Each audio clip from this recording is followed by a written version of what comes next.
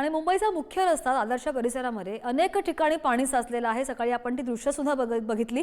Dadar TT इथं मोठ्या प्रमाणावर पाणी साचल्यामुळे वाहतूक कोंडी सुद्धा बरीच झालेली आहे। मुंबईमध्ये सकाळपासून मुसळधार पाऊस पडतोय आणि त्याच पार्श्वभूमीवर दादरमधील अनेक परिसरांमध्ये पाणी साचल्यामुळे वाहतूक कोंडी झाली आहे।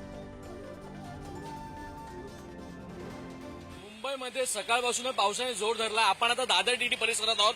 दादर टीटीचा हा परिसर जो खऱ्या अर्थानं मुख्य परिसर मानला जातो, तिकडे आता वॉटर लॉगिंग आणि पाणी खऱ्या अर्थानं मोठ्या प्रमाणात साचलेलं आहे। आपण बघू शकतो तर हा तोच परिसर आहे ज्याच्यात खऱ्या अर्थानं अनेक गाड्या आता आपण येत आहेत।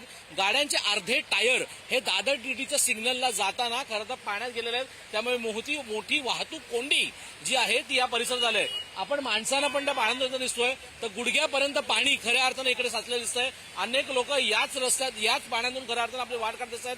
आज सोमवार आहे, त्यामुळे अनेकच लोक जी आता कामावर झाले दादर परिसरातून जाणार आहेत, याच परिसरातून खरं तर आपली वाट काढत दिसत आहेत।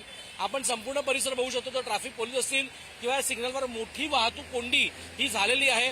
हा परिसर दादर स्टेशनला जाणारा हा परिसर आहे, त्यामुळे कुठे ना कुठे तिन्ही रस्ते म्हणजे वडाळ्यापासून ते दादरपर्यंत, सायनपासून दादरपर्यंत किंवा मग दादर सिद्धिनगरकडे जाताना हा रस्ता तुम्हाला महत्वाचा असतो।